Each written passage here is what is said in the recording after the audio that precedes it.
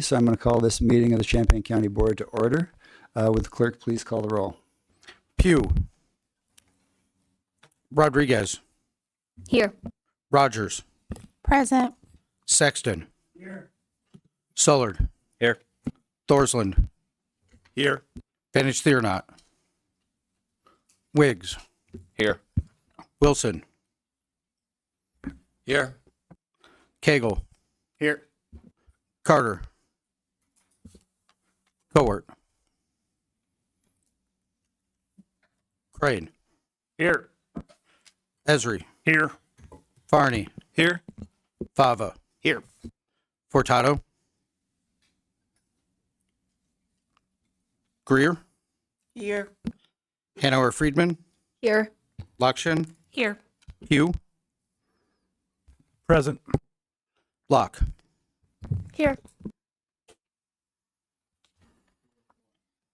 We have quorum. It's going to take a while to remember that green is on for me. So for tonight's prayer, I want to bless this building. May we use it for the good of the people of Champaign County. Let's all rise for the Pledge of Allegiance.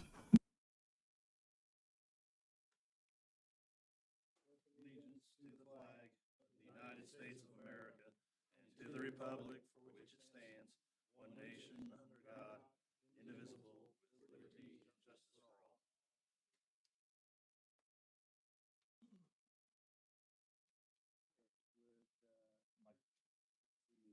Excuse me. Would the clerk please read the notice of the meeting? Notice is hereby given that a regular meeting of the County Board, Champaign County, Illinois, will convene on July 24th, 2025, 6:30 p.m. in the Shields Carter Meeting Room, Bennett Administrative Center, 102 East Main Street, Urbana, Illinois, in said county for the purpose of allowing and ordering payments of claims against the county, receiving and acting upon reports of committees, and such other matters as may be brought before said meeting, which said meeting shall continue in session from day to day until the completion of said business. Thank you. All right. Can I get a motion to approve the agenda? Esri. All right. I will second. All right. We have a motion and a second. Mr. Farney. Yeah, I'd like to move a couple of items around. First, item 11B under communications, I'd like to move board member communications to after other business number 5. And I would like to pull from the agenda the approval of minutes for March 20th, 2025, as we have not received those yet. Is there a second for that? Okay. Second by, is that Cagle? Trying to see. No, that's, excuse me, Crane. Second by Cagle. Got a motion and a second. All in favor of the modification to the agenda, say aye. Aye. All in favor of approving the new agenda, signify by saying aye. Aye. Any opposed? Passes. Thank you. Okay. Can I get a motion to approve the adoption of Resolution 2025-206, appointing Jason Votava as a county board member in District 10 to fill Chris Store's unexpired term ending November 30, 2026? Chair Locke makes the motion. Second from Ms. Rogers. Is there any discussion? Go ahead, Mr. Sully. To make a small amendment, the heading, the caption of this resolution says board member in District 7. It needs to read District 10. All right. Thank you. Make that change. All right. Seeing no discussion, all in favor, please signify by saying aye. Aye. Opposed, same sign. Motion passes. Clerk Ammons, could you administer the oath of office, please?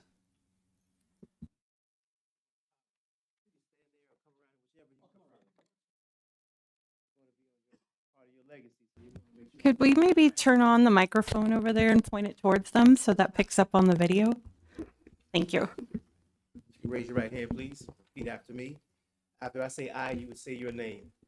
I, Jason Votava, having been appointed to the position of County Board County Board Member District 10 Member District 10 in the state of Illinois, in the state of Illinois, in the county of in Champaign, the county of Champaign, aforesaid, aforesaid, do solemnly affirm do solemnly affirm that I will support the Constitution that I will support the Constitution of the United States of the United States and the Constitution of the State of Illinois, and the Constitution of the State of Illinois, and that I will faithfully and that I will faithfully discharge the duties discharge the duties of the position of County Board of the position of County Board member to the best of my ability.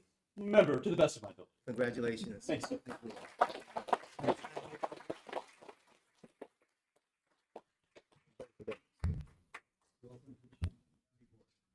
Excuse me. Welcome to the Champaign County Board. You can take your seat We're going to meet after the signatures. for an election judge and served in our peace room during elections. So thank you very much, man. Appreciate Thank it. you. and Congratulations. Thanks for having me help. Absolutely.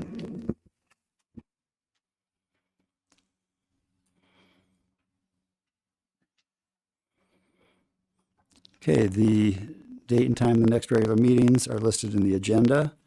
Employee recognition. Can I get a motion to approve the adoption of Resolution 2025-207 honoring county employees for years of service? Okay, moved by Crane again, second by Daniel Wiggs. We have a motion and a second. Any discussion? Hearing none. All in favor, please signify by saying aye. Would the policy vice chair, please read the resolution? Thank you, Chairman. Hey, they're back there. All right, resolution number 2025-207, resolution honoring county employees for years of service.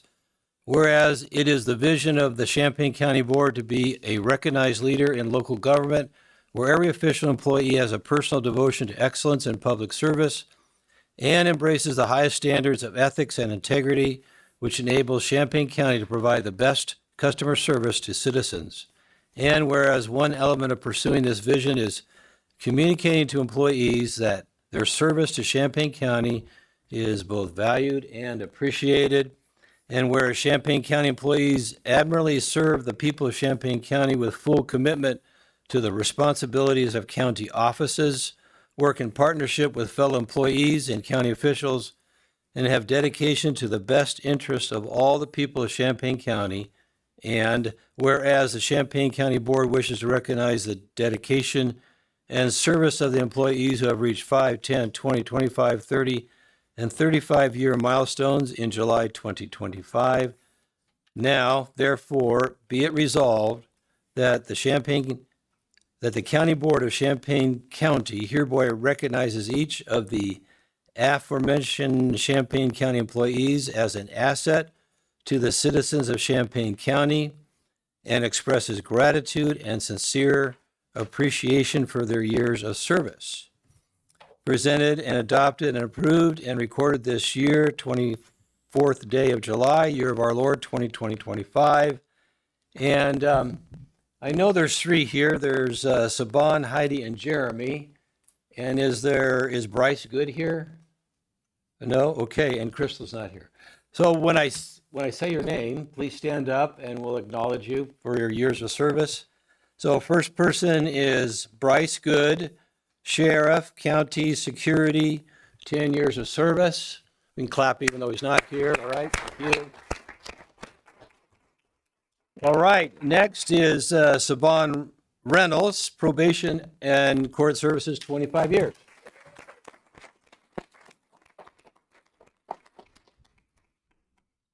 And then Heidi Slow, Probation Court Services, 25 years.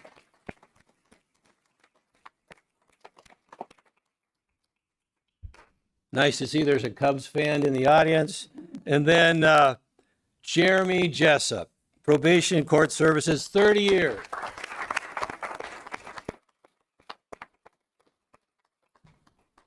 And Shannon, you wanted to read something?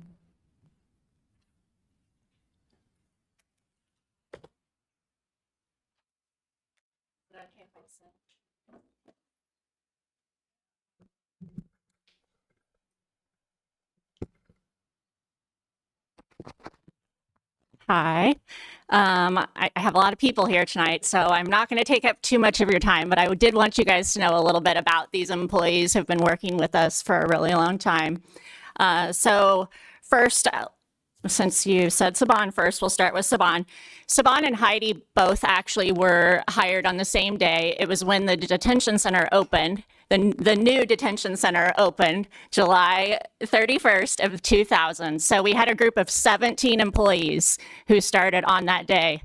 And Saban and Heidi are the last women standing from that group. So we are incredibly grateful that they're still with us. Saban's worked out at the detention center until 2010 when she moved over to juvenile probation. So she was out at the detention center for many years. She was someone who could always de-escalate the kids when they were agitated, and she would usually be doing that in heels, which was a surprise to most of us because every time I worked out there, I wore tennis shoes, but Saban would always be wearing her fancy shoes, but she would typically get the kids to do what they needed to do. She moved over to juvenile probation in 2010 and has been in juvenile probation since then. She supervises her clients in a manner that is fair but firm. They know that they can go to Saban if they have a problem. She's very connected to the community. She gets out to a lot of events. People know her. She goes and speaks at a lot of events about what we do. She organizes a lot of office activities. So in Mental Health Awareness Month last year, Saban got mental health awareness t-shirts designed for all of us. She got Raising Canes donated for all of us. And then she organized chair massages for all of us. So she's always kind of coming up with activities for the office. So Saban's really skilled at doing that stuff and getting people to kind of help us out when we need activities and donations. She has previously organized a conference for juveniles called Focus on Yourself, which was a day-long conference for juveniles. She did that for multiple years. So Saban is somebody that she will do whatever she can for her clients to help them do what they're dreaming of. She had a client recently who wanted to be a firefighter. So she talked to somebody she knew at the fire department and was able to take that client over. He got to try on a fireman's uniform and kind of hear from firefighters about what they do. So stuff like that is where Saban excels. And we have been really lucky to have her for these 25 years. So that is Saban. Heidi also started in that same group of detention officers. She stayed out at the detention center until October of 2006. When I first started out at the detention center in December of 2002, Heidi was actually my first friend at the detention center. I was there the day her daughter was born. She took care of me when I had my wisdom teeth removed. I helped plan her bachelorette party. Like Heidi was the first person that when I came to the county, I hadn't grown up here. So I didn't know a lot of people in Champaign County. So because of Heidi, I met a lot of people. I actually met my husband because of Heidi. So Heidi and I have been friends for a long time, but even more so than that, she is a great employee. She's very detail oriented. She writes excellent reports. She's a GPS expert.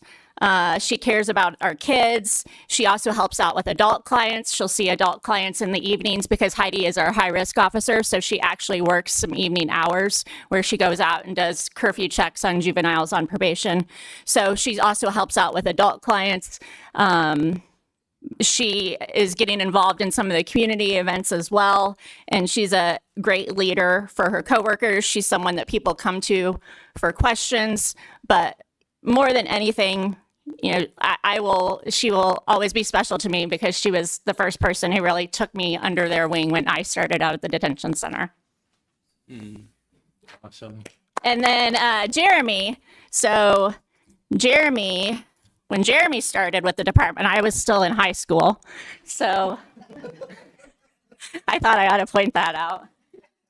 Jeremy has been in the department for a long time. He is our intensive for the most part, his clients are sex offenders. So Jeremy deals with a difficult caseload of people. There are other people on Jeremy's caseload who are not sex offenders, but the bulk of Jeremy's clients are sex offenders.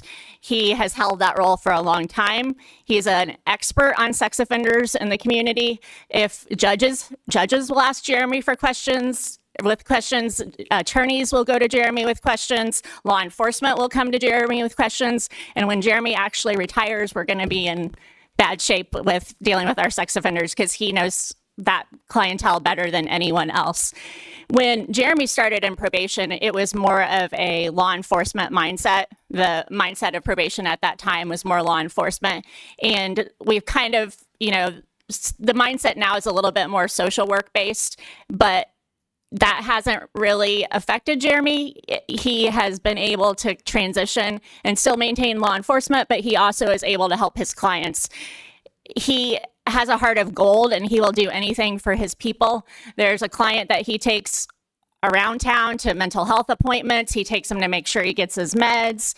He collected heaters when this client didn't have heat. Jeremy would collect heaters from people in our office to be able to give his client heaters. He will get them water. He had a client, his clients struggle with housing immensely. He had a client who didn't have running water. Jeremy would fill water and bring it back and from his own house and give to this client.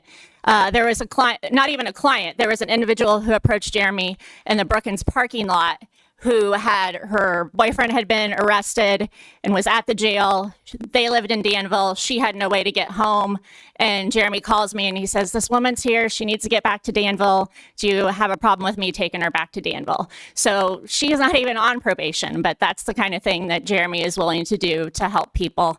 He's also our FOP union steward, and he's been involved in the FOP for a long time. So we are very lucky to have Jeremy.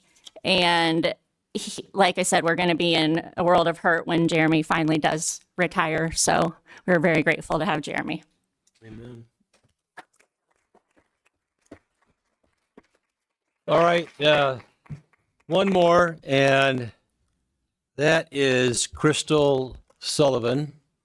She's now in the circuit court, and 35 years. 35 years. And Shannon has a statement, and then Crystal sent me something to read about her bio too, which I'd like to do, but. So Lori Hansen sent me something to read for Crystal. Crystal actually worked in our office as well. So what I will say, I'll read what Lori said about Crystal, but I just wanted to say from my own perspective about Crystal. Crystal worked many years in the state's attorney's office. She then transitioned to work in the probation department and worked for us for a few years, and then just went to the circuit court last year. So as far as knowing things about the courthouse, there are not too many people that know the courthouse better than Crystal Sullivan. To have had experience in all those different departments, she has such institutional knowledge that she has used as she's gone from these different roles. As she'll email me about something that she thinks would be helpful for us, even in her new role. So she's always kind of looking out for where she's worked, even though she's in a different department now. But Lori Hansen couldn't make it tonight, and Crystal also is actually working her second job and couldn't make it. But Lori did ask me to read something about Crystal. I'm honored to help recognize Crystal Sullivan for her impressive 35 years of service to Champaign County. By any standard, that's a remarkable milestone, one that reflects her commitment, resilience, and probably a lot of patience. Crystal has only been in our department for a little over a year, but she's already shared so much of her decades of experience and institutional knowledge. She's made her presence known by jumping in to help where needed, asking questions, and offering her perspective to the work we do. Crystal also shows genuine interest in being part of the team and continuing to grow in her role. I so appreciate her willingness to offer support and take on new tasks, even when they push her out of her comfort zone. It's not easy to stay curious and involved after 35 years. That says something about her commitment to public service and to always finding new ways to contribute. So thank you, Crystal, for your contributions to the department so far, and congratulations. All right, thank you. All right, one more tribute, and this is from Crystal herself. Regrettably, I am unable to be present this evening due to my commitments working 2 part-time jobs. I have a horse habit, and I am not willing to give it up. I would like to take a moment to express my gratitude to each department I have had the privilege to work in throughout my career in Champaign County. This began in the circuit clerk's office, followed by several positions in the state's attorney's office, which I had the opportunity to work with all three state's attorneys, Tom DeFonis, John Pyland, and my longtime good friend, Julia Reeds. Working in the state's attorney's office was both challenging and rewarding. I transferred to probation court services, a role that taught me valuable lessons about people and their challenges. This experience has made me humble and given me a greater appreciation for the individuals behind the names I saw repeatedly over the years. My next move was to circuit court. I am grateful for the opportunity to work with them. Like my previous roles, this position presents daily challenges. Throughout my 35 years with Champaign County, each department has contributed to the person I am today. I am sincerely grateful for the experience gained and the friendships formed along the way. Champaign County has truly become a second home. I often joke that my vehicle might be confused when I eventually retire, as it has become so accustomed to my routine reminding me daily to travel the familiar route to the historic building that I hold so dear. I commend all employees who have reached milestones today. Whether your tenure is long or short, what matters is that you are making progress towards securing a pension that will support you throughout your lifetime. Stay committed. Thank you, Crystal Sullivan. And that's there. I have a picture of her with a couple horses. So anyway, thank you, Crystal. It looks like probation services is the place to be. Anyway, thank you very much for being here. All right, so back to you. Thank you, Mayor. All right, moving on to public input. The first slip that I have is from Jason Elliott Benda.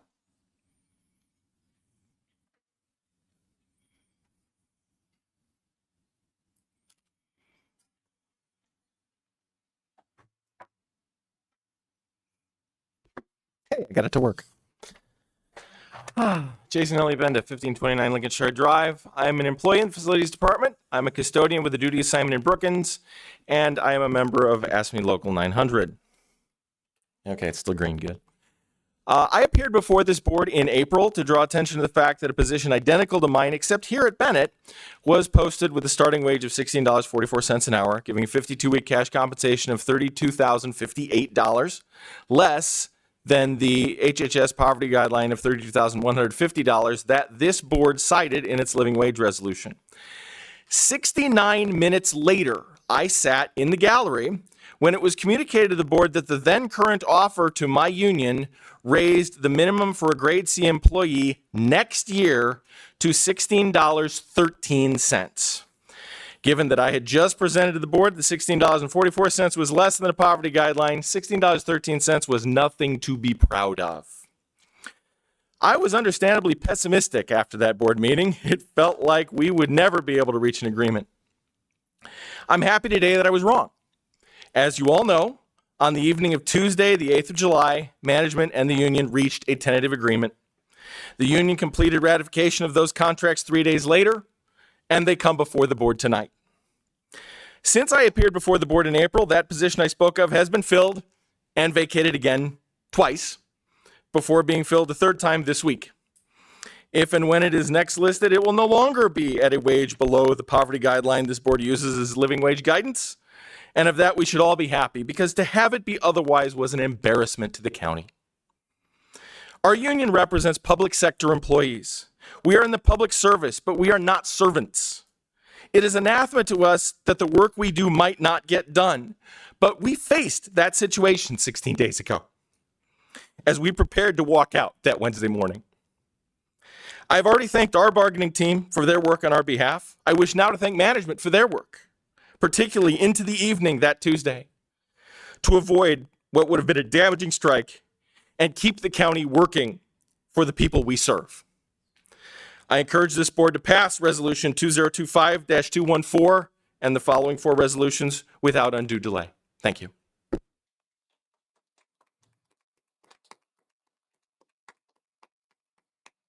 Thank you. Next up is Mr. Stanley Harper.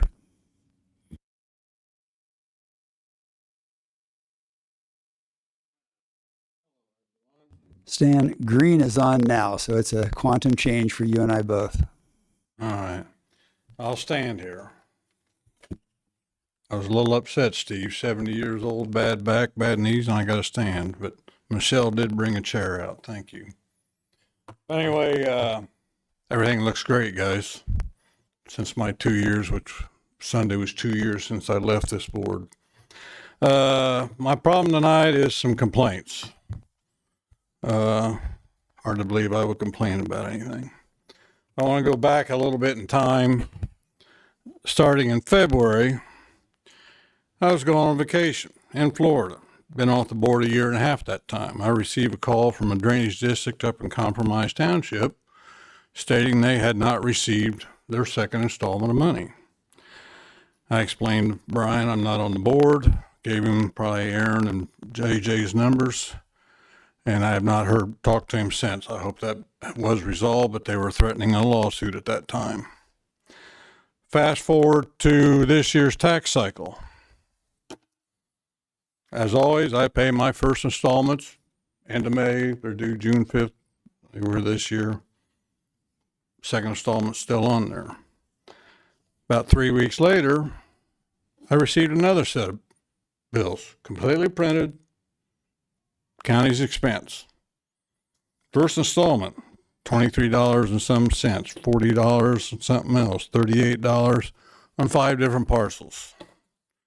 I immediately called Steve. I go, what the hell's going on?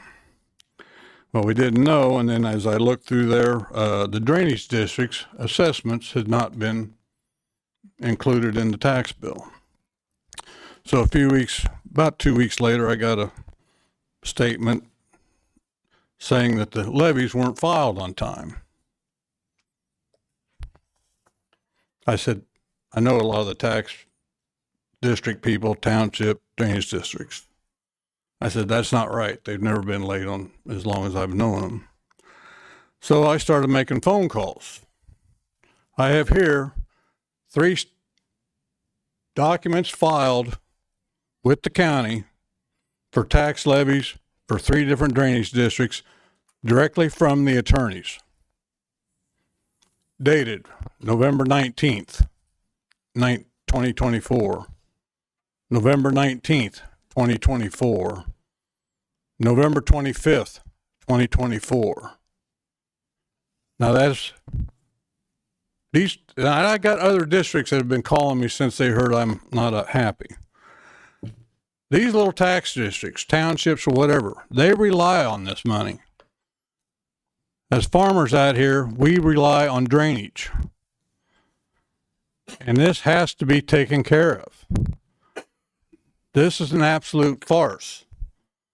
Filed in November, and the bills weren't included on the billing that came out on the first week of May. That can't happen. We've been through this when I was on the board, not paying the districts, not paying school districts. I thought we had this settled. I don't know who's to blame, but it has to be taken care of. My one drainage district trustee informed me that he had heard there were 83,000 extra tax bills sent out at county expense. Now, I have no idea if that's correct, but that's an expense the county doesn't need. That's a lot of parcels. The one attorney I did talk to, he immediately started calling the offices trying to get a reason why. I don't know which office he called. Nobody responded to him. He was told to email. So he's been emailing. Nobody's emailed him back.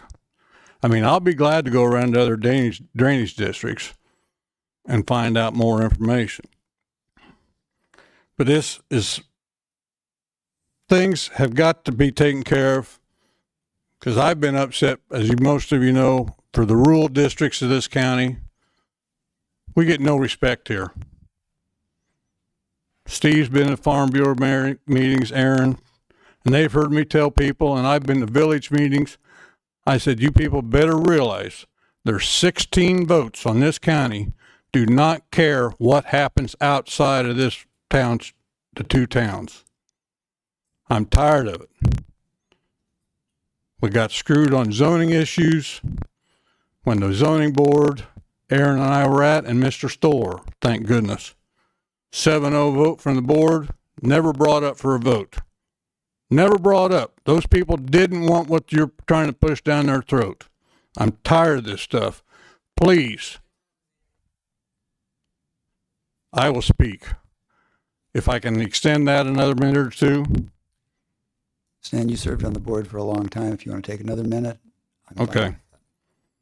But I'm saying we've got to start. I mean, when I got on this board in 2012, and we were the minority back then, but we were able to work across the aisle and come to some compromises. We may, philosophically, we might have been different, but we worked for the county.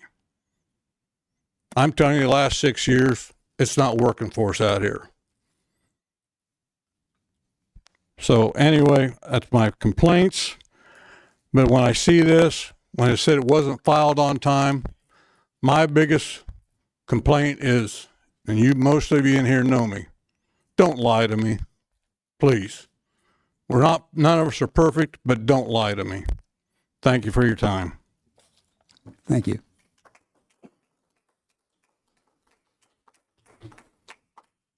Next is CC Phillips.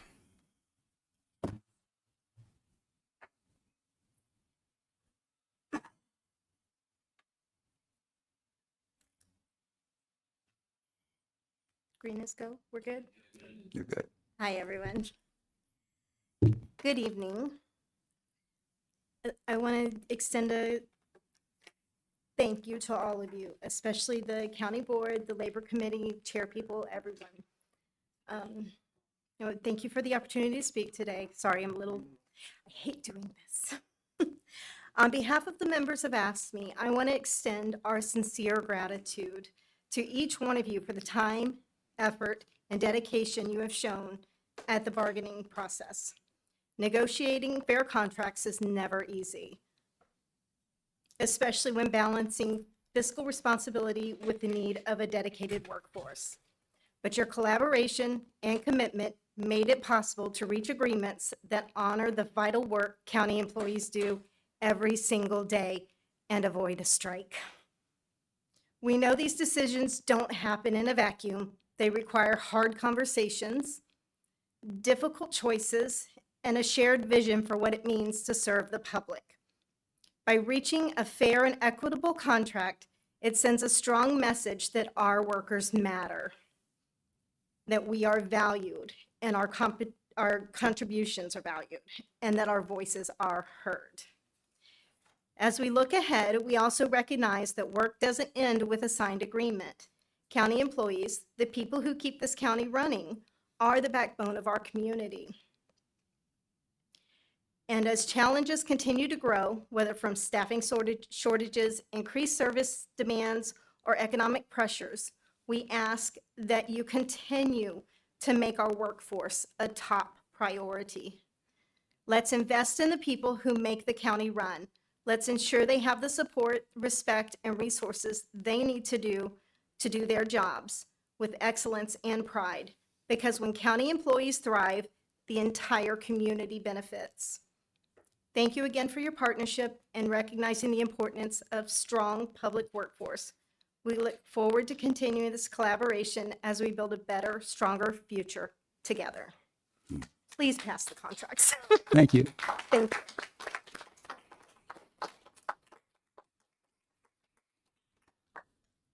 All right, next is Mr. Brian Jones.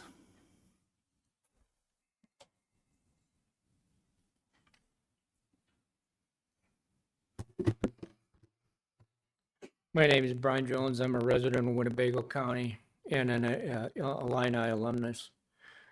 Good morning or good evening.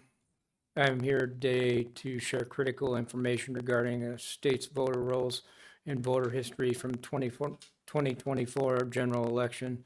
This information comes from extensive research conducted by a team of data experts at Unite for Freedom, a nationwide nonpartisan volunteer organization.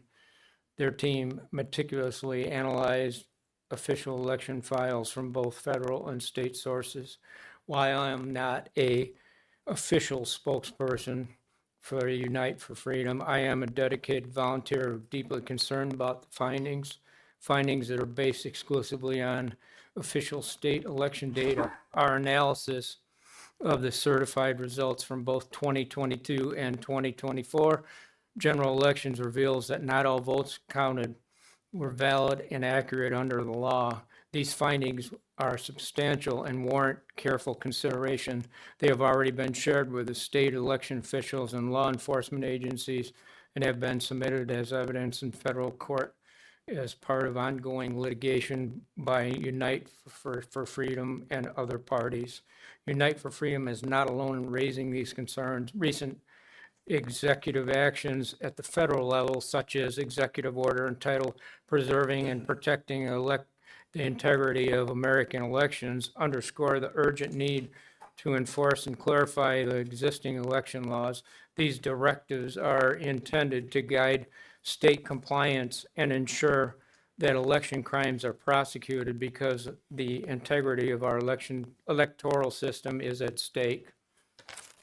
Therefore, we are here to seek your awareness, understanding, support, and action. We are proposing a resolution that highlights key statistics and calls for an end to the inaccuracies and uncertainties that compromise our elections. By adopting this resolution, you will demonstrate your commitment to your constituents' concerns and your dedication to upholding your civil rights and the integrity of the elections in Champaign County. It is imperative to address these issues now. If we don't act now, the same election systems and procedures that led to errors in 2022 and 2024 will likely produce similar results in the upcoming 2026 election. A resolution for legally valid 2026 election. 2026 general election. Whereas free and fair elections form the cornerstone of the Republic of the United States, as stated in Reynolds v. Sims 377 U.S. 533, 1964, the right of suffrage can be denied by the debasement or dilution of the weight of a citizen's vote just as effectively as by wholly prohibiting the free exercise of the franchise. Whereas election officials bear the responsibility to ensure elections remain accurate and free from manipulation. In Enrique Coy, 127 U.S. 731, 1888, the United States Supreme Court affirmed that the election officials must strictly adhere to the federal and state laws governing process, defining election misconduct as the evil intent consist of the disobedience to the law.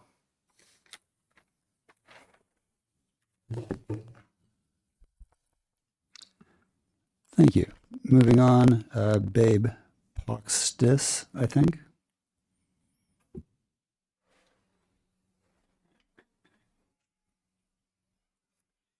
Good evening. My name is Babe Poxtis, and I'm a resident of Cook County, and I'm a proud alumni of the Ag College here at U of I. I will continue with the resolution.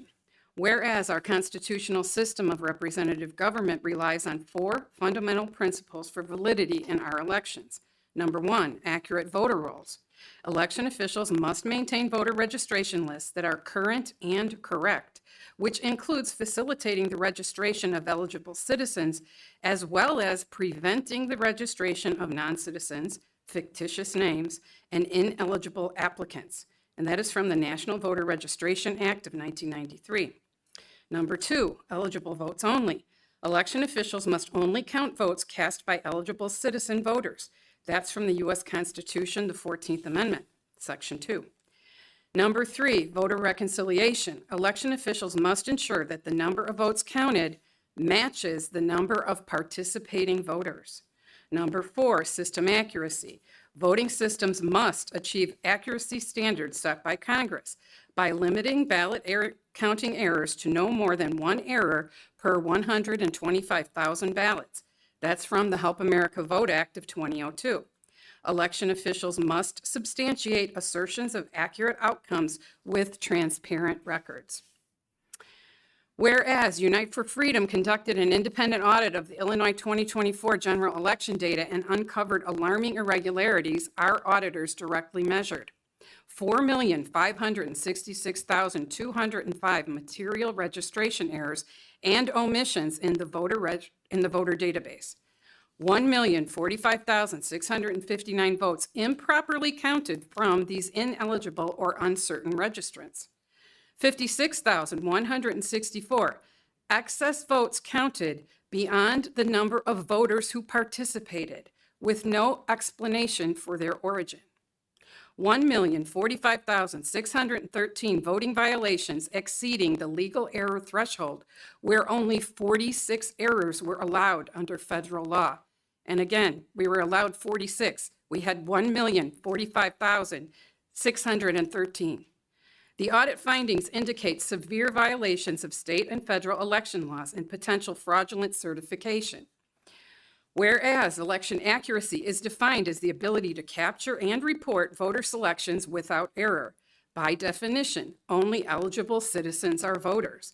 Election officials violate civil rights, undermine public trust, and jeopardize national security when they certify an election that fails to reach this standard.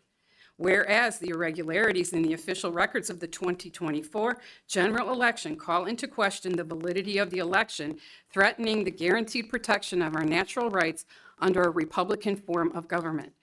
This emergency inflicts immeasurable harm upon our families, our way of life, and the fabric of these United States.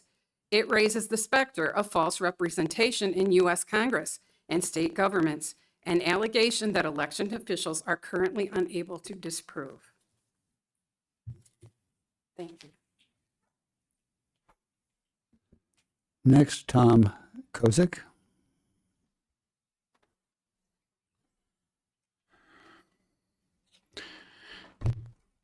Good evening. My name is Tom Kozik. I'm a resident of Kane County. I will conclude the resolution.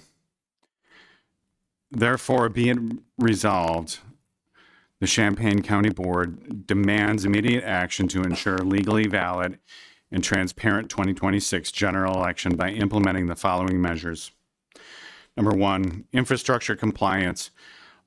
Election officials must ensure that all voting systems meet Federal Information Security Modernization Act, FISMA standards, and maintain compliance throughout the election process. Number two, voter verification. Verify that all voters are legally eligible U.S. citizens before their votes are counted. If the voter's eligibility is in question, their vote must be held as provisional until legally verified. Number three, ballot security. Enforce all issued and counted ballots to comply with robust chain of custody protocols to secure ballots from forgery, tampering, coercion, destruction, or injection. Number four, accurate counts. Ensure all voted ballots are received and every ballot is accurately counted, with any material questioned resolved throughout lawful adjudication procedures with oversight. Number five, proven outcomes. Election officials must investigate and resolve, or if necessary, re-administer any elections that cannot be proven accurate and compliant. In every jurisdiction, officials must provide records substantiating election and initiative results to citizens. Additionally, officials must securely store all ballots and operational records, including electronic records, to protect them for auditing purposes from tampering or alteration. Be it further resolved that the Champaign County Board calls upon county, state, and federal legislators, law enforcement agencies, prosecutors, judges, and election boards to uphold these principles, ensure legal compliance, and restore public confidence in our electoral system. Our signatures to this resolution affirm our commitment to protecting the constitutional mandate of legitimate representative government and ensuring that every valid vote is counted accurately and lawfully. Thank you. Thank you. Next, Jody Zitko.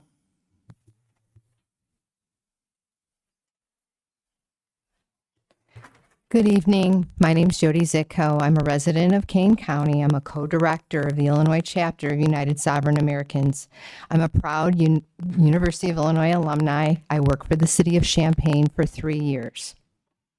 In conclusion, you have just heard a resolution that exposes significant inaccuracies from voter registration through the certification of the 2024 general election.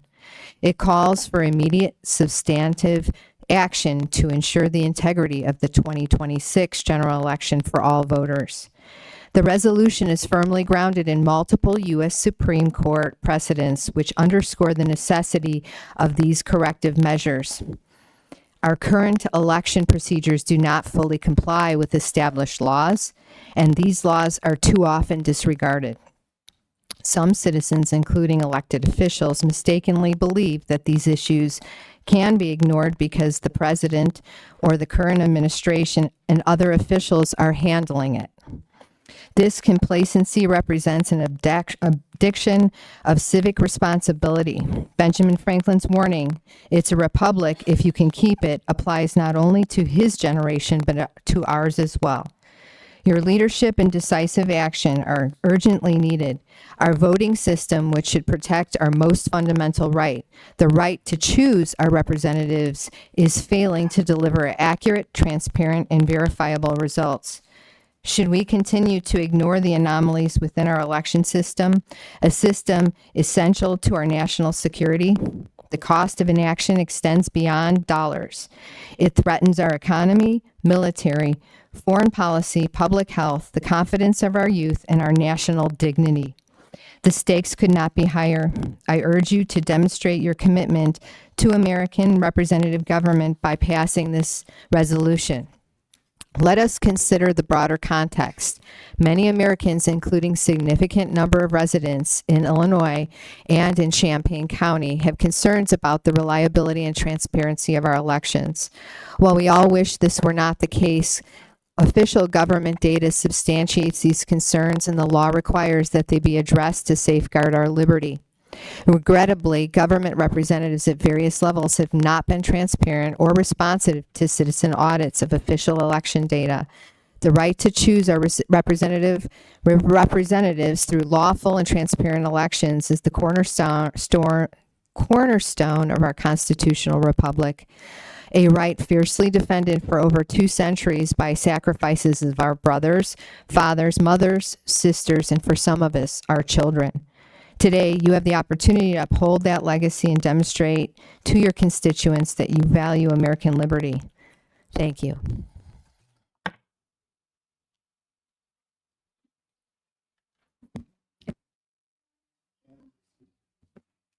Ken Zitko.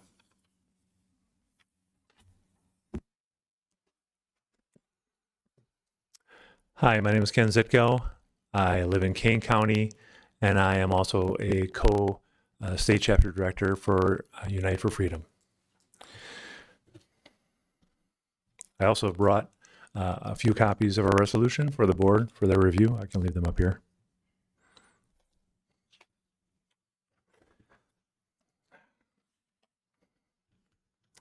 It's worth noting that we've been here before. About a year ago, Unite for Freedom, some of the same people that presented here today, presented a resolution for a legally valid 2024 general election. We presented here and in 50 other counties across the state of Illinois. A year ago, we presented a scorecard from the 2022 general election.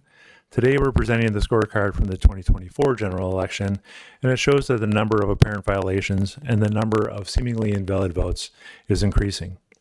I realize that this issue may need to be on the agenda for the board to discuss and vote on it. If that is the case, we ask that you invite us back and place us on the agenda so we can provide a more detailed presentation and answer any questions the board may have. Contact information for the state chapter directors is included in the information we provided. Further information, For further information, the Unite for Freedom website provides informative videos explaining the anomalies, apparent legal violations, and lawsuits identified in Illinois and other states. I encourage you to visit uniteforfreedom.com. That's unite, the number 4, freedom.com, to learn more about this vital issue and our project. Thank you for your attention tonight. Thank you. Moving on to communications. Michelle is going to share some information about the IDs that board members have received.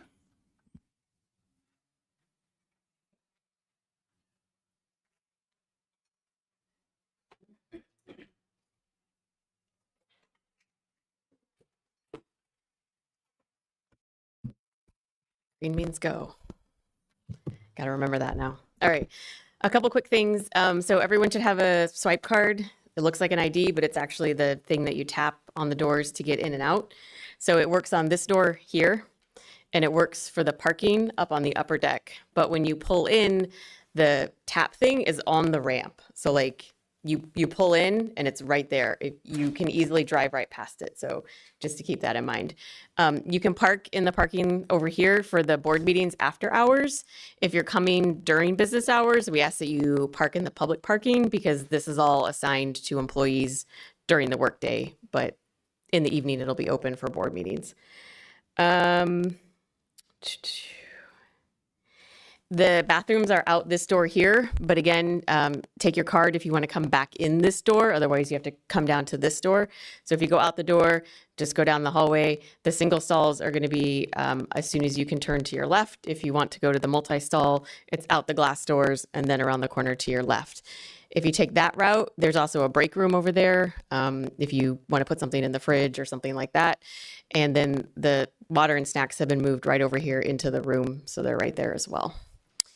I think the biggest thing would be trying to come up with a way to remember to bring your swipe thing when you come to meetings so that you don't get stuck somewhere and then we have to go rescue you. So any questions on that piece? Okay. Thanks, Michelle. All right. Can I get a motion to approve the minutes from the June 26th regular meeting? Okay. Thorsland and Carter. Go ahead. I've got two Arnie. corrections to the minutes. Okay. They're pretty simple ones. On page 3 of the minutes, the paragraph that begins, the board reconvened. Third line down, the word ignored is used there. I think the more appropriate term would be, should be was not recognized. And then at the very end, adjourn. It was County Board Chair Locke who adjourned the meeting.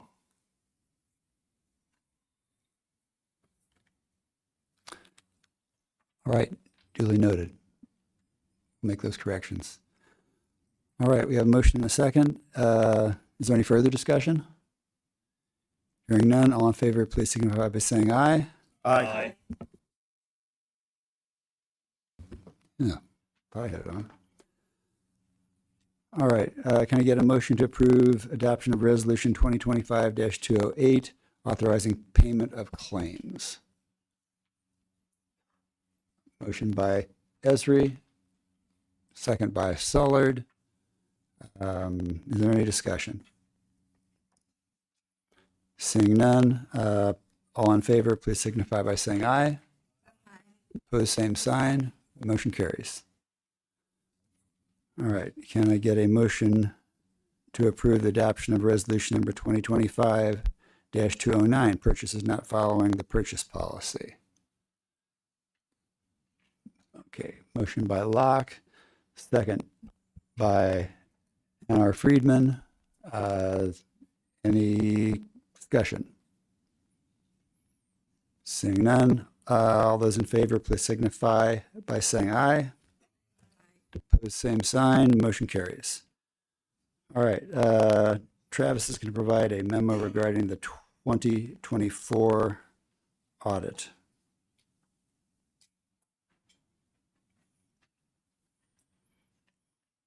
Do we have any questions for this memo? I think it was forwarded in the packet.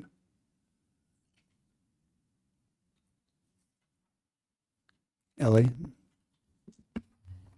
Just a comment, I just wanted to highlight, again, I think I may have said this at our last meeting, but thank you again to Travis and his team. It is really refreshing to receive this level of detail of an update and to see that things are progressing despite the situation that they stepped into.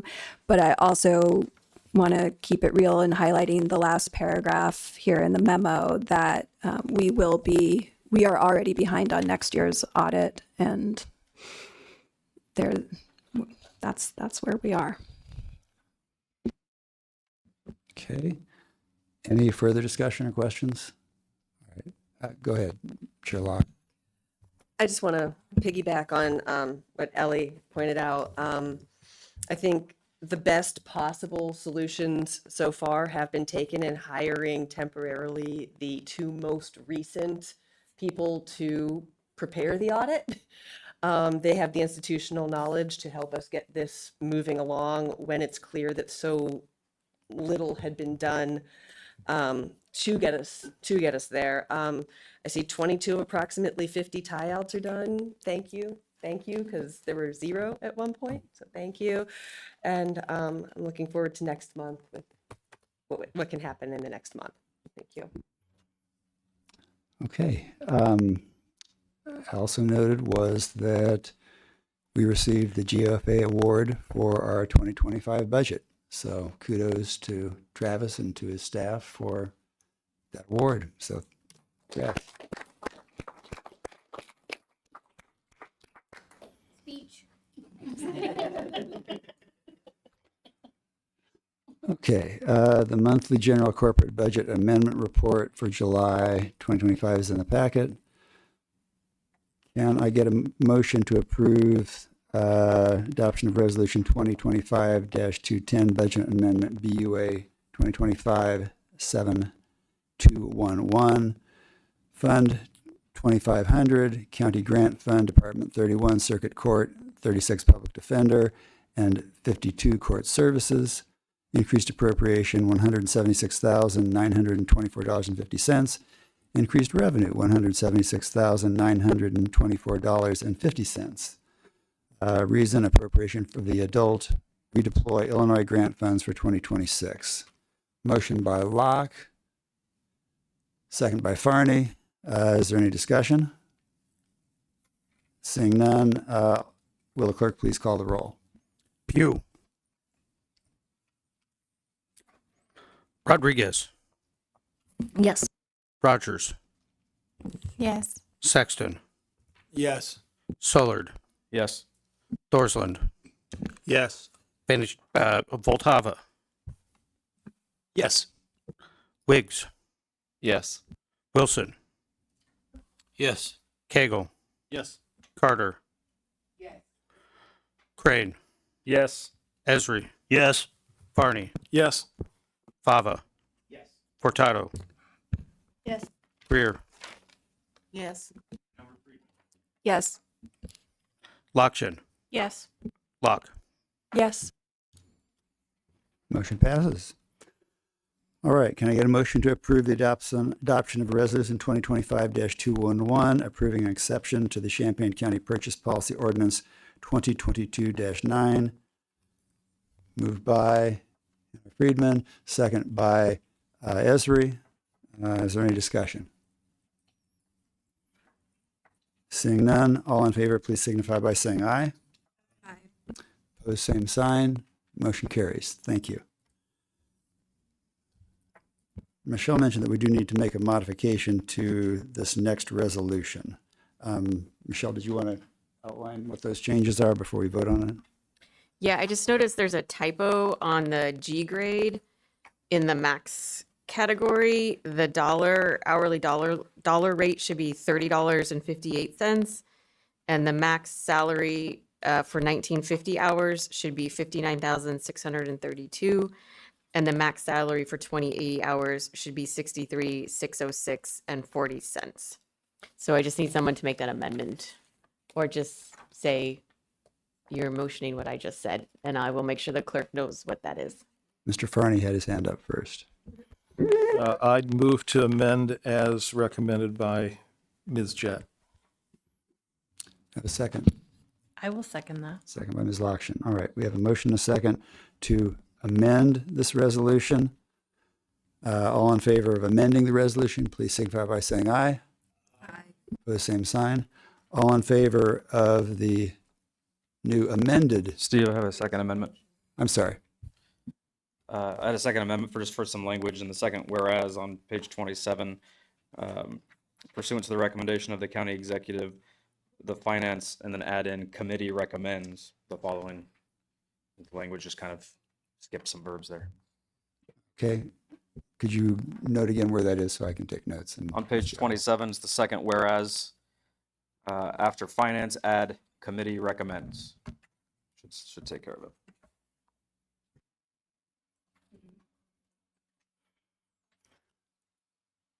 All right, I'll take that in the form of a motion to make that change. Is there a second? Second by Esri. Motion a second for the amended resolution. All in favor, signify by saying aye. Aye. Opposed, same sign. All right. So now we're voting on the re-amended resolution.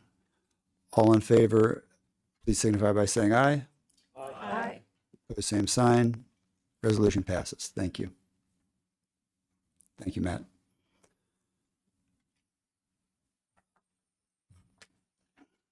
Okay. Can I get a motion to approve the adoption of Resolution 2025-213, appointing Mark Brown to the Champaign-Urbana Mass Transit District, unexpired term ending 12/31/2025? Have a motion. Motion by Jeff Wilson, second by Mr.,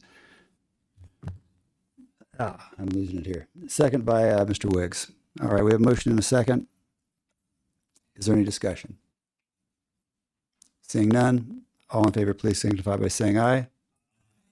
Opposed, same sign. Motion passes. Thank you.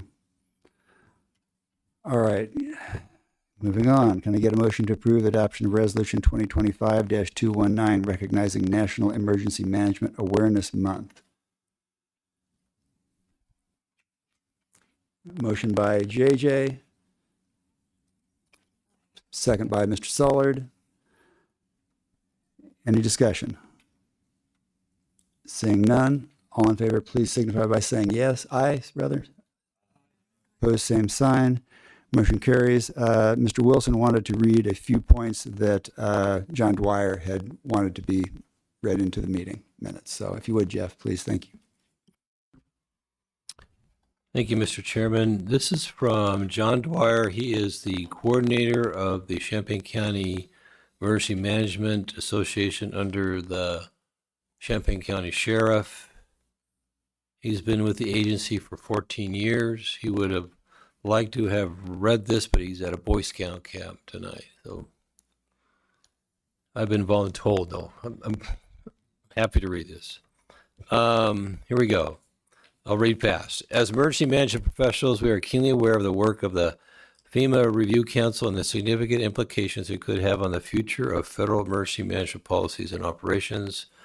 We strongly encourage Congress to engage with and monitor the outcomes of the FEMA Review Council to ensure transparency, inclusion, and the continuation of a national standard of support during crisis. FEMA has developed over nearly 75 years of institutional knowledge, capabilities, partnerships that can't be replicated. A consistent and capable federal presence is critical. Although there is a wide range of discussions on the future of how disasters are managed nationally, the role of local emergency management has not changed day to day. We are engaged in the process before FEMA is activated and remain engaged long after national attention. Local emergency management plans they plan, they train, they coordinate, mitigate, and respond every day.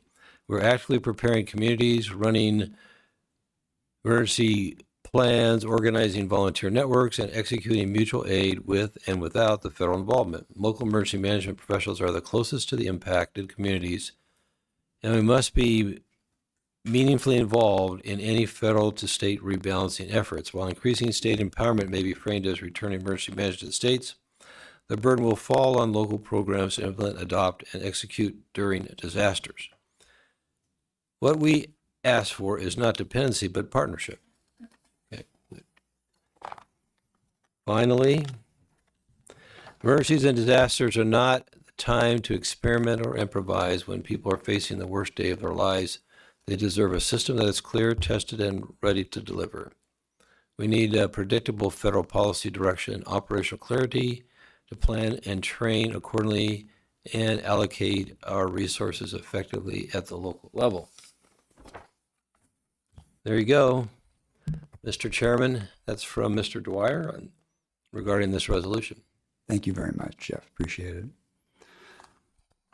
All right, moving on. American Rescue Plan Act. Kathy is not here tonight, but she did send an email to all board members as an update. The grant coordinator update. There should be information in your packet from her. Labor Committee. The contracts have been dispersed electronically. There is a card copy here somewhere in the room, but would Labor Chair Rodriguez like to make the motion for items 1 through 5? Absolutely. Well, first, can I move that we address these as an omnibus? I think we need a second for that, right? So, okay, yes, if we could consider item C1, C2, C3, C4, and C5 as an omnibus motion. Can I get a second for that? Cool. Second. I make a second. Two. Okay. All of them read?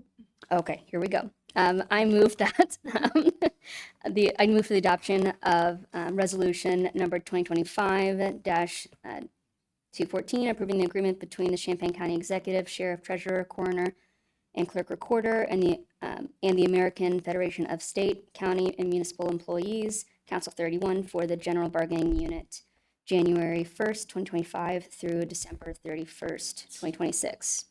I also move for the adoption of resolution number 2025-2015, approving the agreement between the Champaign County State's Attorney and the American Federation of State, County, and Municipal Employees, Council 31, January 1st, 2025 through December 31st, 2026. I, again, move for the adoption of resolution number 2025-216, approving the agreement between the Chief Judge and of the 6th Judicial Circuit, the 6th Judicial Court, and the American Federation of State, County, and Municipal Employees, Council 31, January 1st, 2025 through December 31st, 2026. I also move for the adoption of resolution number 2025-217, approving the agreement between the Champaign County Circuit Clerk and the American Federation of State, County, and Municipal Employees, Council 31, January 1st, 2025 through December 31st, 2026. I finally move for the adoption of resolution number 2025-218, approving the agreement between the Champaign County Executive and the American Federation of State, County, and Municipal Employees, Council 31, for the Highway Department, January 1st, 2025 through December 31st, 2026. Thank you very much. It's a lot. All right. We have a motion and a second. Are there any discussion? JJ. I have a correction to 2025-214. We need to add auditor, that list of offices.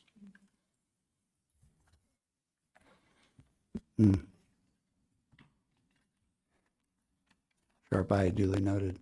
Thank you.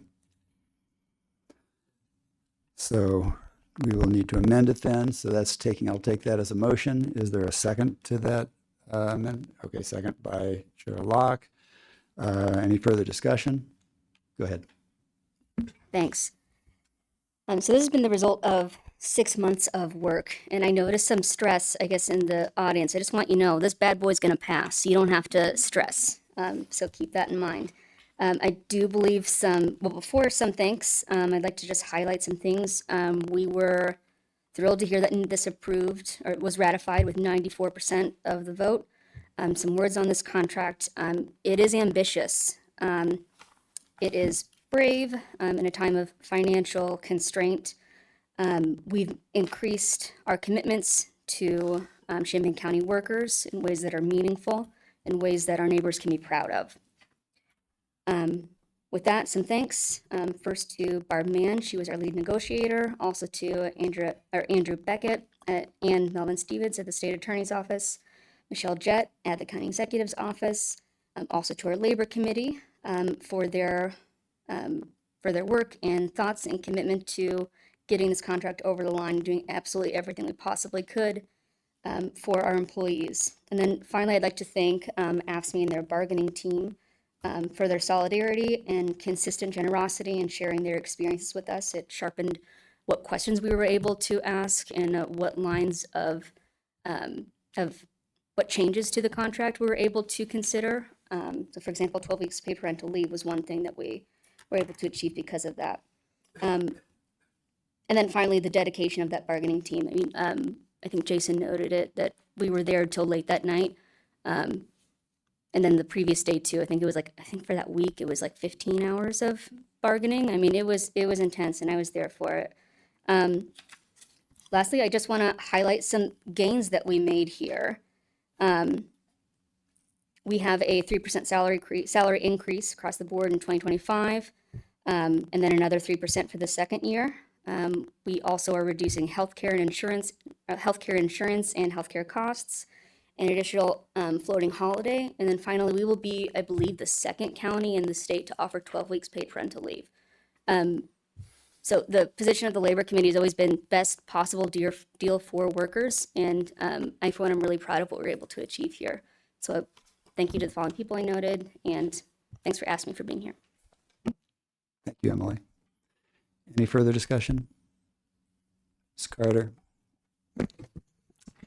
As long as I've been on the board, I think the employees of this county, their request has been the same. And I'm definitely thankful that you guys got what you definitely deserve. And I would suggest that you deserve more, but I think this is definitely a start. So thank you for all the work that you do for this county, because you are really the wheel that makes this county keep turning. So we really appreciate you. Thank you.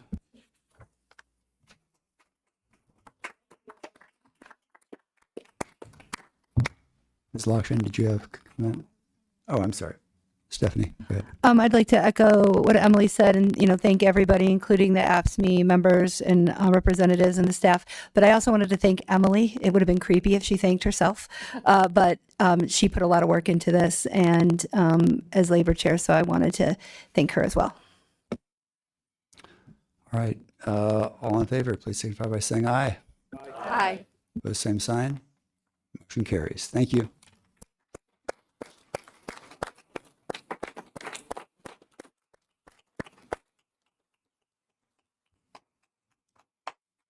All right, next, Labor Management Health Insurance Committee FY 2025 copay resolution proposal. Michelle's going to share some details of the proposal.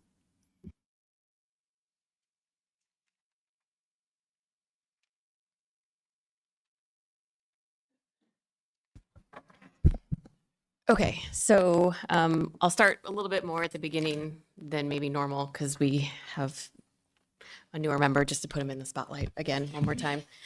So Champaign County picks their health insurance for all employees every year through a Labor Management Health Insurance Committee, which is made up of equal representation of AFSCME, FOP, non-bargaining, and management. It's a very collaborative process.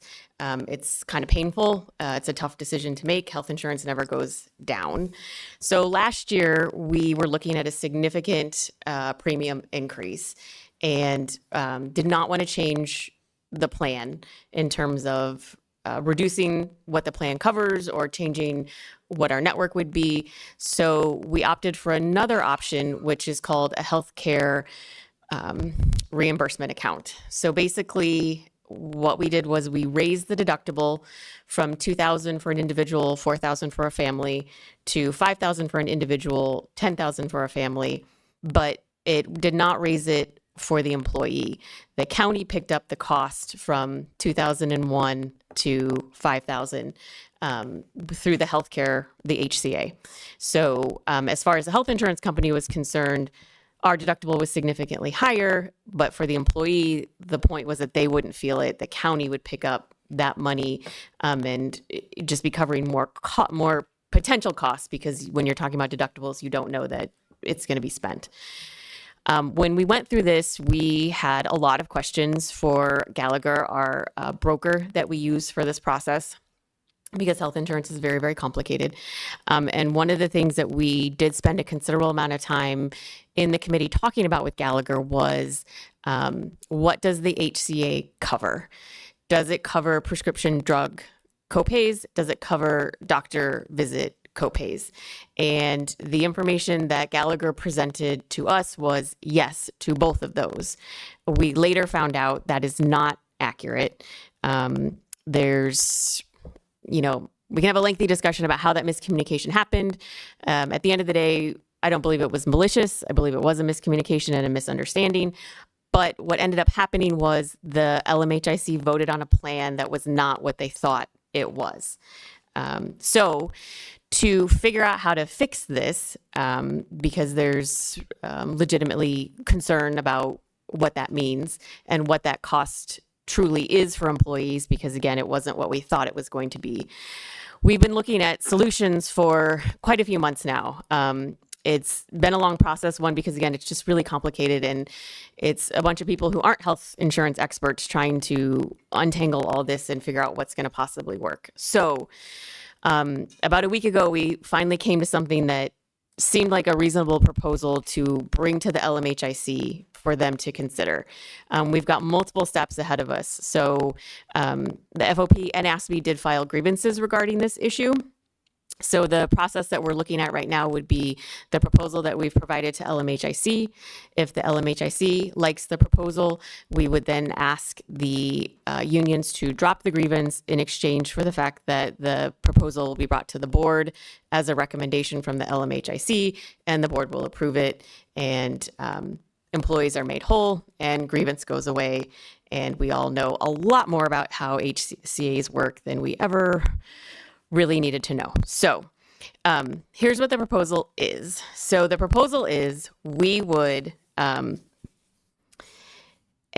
the HCA that we currently have with Blue Cross Blue Shield and transition to an HCA with Flex Spending, who is already our vendor for our FSA, which is completely separate and not part of this conversation. I just bring that up because they're already a known quantity. We've worked well with them. We like them as a vendor. So that part we feel comfortable with. The new HCA with Flex would cover the prescriptions and the doctor visit copays for 2025. So basically, Flex can give us the HCA that we thought we were getting with Blue Cross Blue Shield. It's really kind of that simple. There's like nitty gritty details, but at the end of the day, that's basically what we're getting. The change would probably be around September 1st or October 1st, kind of depending on how quickly we move things forward and everything gets voted on and whatnot. The HCA from Flex can also do retroactivity, so everyone would get to reimbursed for copays that they paid but would not have paid if we'd had this to begin with from 1/1 of 25 to whatever day we cut over. And that should be, as we're being told, a rather painless process. It should be actually pretty automated. So the thing that I know you're going to ask me is, how much is this going to cost? I cannot give you a number. I can give you a ballpark estimate, which I really don't want to say because it's just a complete guess. What I can say is we put about $650,000, $675,000 into the HCA account when we first started this. I do not think we will spend all of that. We will probably spend more than we thought we were going to spend, but so far our HCA spending has been tracking as to what we thought it was going to be. And again, this is only picking up 2001, right? So everyone has to, everyone who has our health insurance has to get past the first part of the deductible that they pay for. They always call it the self-pay corridor. It's the terminology they use all the time. So it's not like we're picking up at $1 from the county's perspective. But I can't give you an exact amount. We can definitely start updating you once we've transitioned and once we're getting numbers, what it's starting to cost us. We will definitely need to replenish the HCA to some degree for next year if the LMHIC decides to keep it, it won't be in a financial position where it could just keep going with whatever it ends up with at the end of the year. So I'm going to stop there and see what questions you have. Jenny, go ahead. Is there any cost between the county and Blue Cross Blue Shield to terminate the one that already is in existence with them? No, no. So there are administrative costs to have an HCA. The administrative cost to have our first HCA with Blue Cross Blue Shield was very, very low, like a nominal, I think it was less than $10,000 because it was administered by Blue Cross Blue Shield. So it was fully integrated. So to them, there was really no additional work. It was just part of what we already did. We do expect the administrative costs for the new one to be higher than that. And that is another conversation to have with the litigation committee.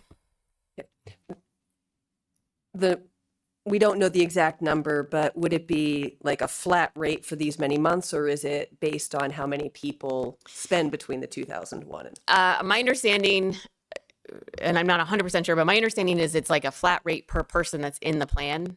I think that's how it works. Because we have to apply it to everyone, whether or not they spend over their deductible, you have to like do the work to enroll them into the HCA. So as far as the company's concerned, they have to do the work no matter what. So they're going to charge us for every person that's in our plan. Any further questions? Stephanie? Do you have a timeline on which the labor, I never get that acronym right, so I'm not going to try to do it, the team is going to decide? So we had Gallagher and Blue Cross Blue Shield at the meeting that we had for LMHIC last week, and they gave the more robust presentation of this plan. It was the first time that the majority of the LMHIC had heard the details of the plan, so we did not vote at that meeting on the proposal. We have another meeting August 5th, I believe. So kind of depending on how people are feeling about questions and do they understand what's being proposed, we may have a vote then. At this point in the year, the LMHIC is meeting like every 2 weeks because of where we are in the approval process for next year's health insurance plan.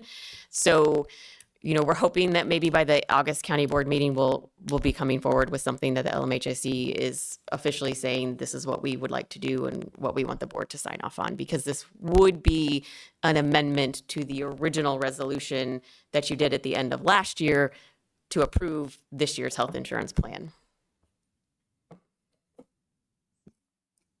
Any further questions from the board? All right. Thank you, Michelle. All right, next is county work functions. Ellie, would you like to take us off on this to go over the issues that we're looking at? Sure. I realize the agenda item is sort of vague, but basically, as we all know, there have been a lot of ongoing issues, specifically in the auditor's office, and over the last couple of months, and especially this past month, more and more issues have been brought to my attention. So I wanted to give this board a chance to just kind of have an open discussion and think about what, if anything, that we can do moving forward to ensure that the county is functioning. And I want to just kind of start by reminding us all that when we're talking about the auditor's office, I'm not actually talking about the audit here. We've talked about the audit earlier on this agenda. We're talking about the basic accounts payable and associated functions that the accountants working in that office are tasked with, and that are critical to everything that the county does, all the services that we provide, ensuring that funding from, millions of dollars of grant funding that we rely on, that our community relies on, is going to continue to flow. So I'll just share a few of the issues that have been brought to my attention, and then kind of open it up from there. So ongoing, basic things like emails to the Munis help desk are not being responded. And, these are complaints coming from multiple departments across the county. Vendors are not being set up in the system. Interest is not allocated in a timely manner.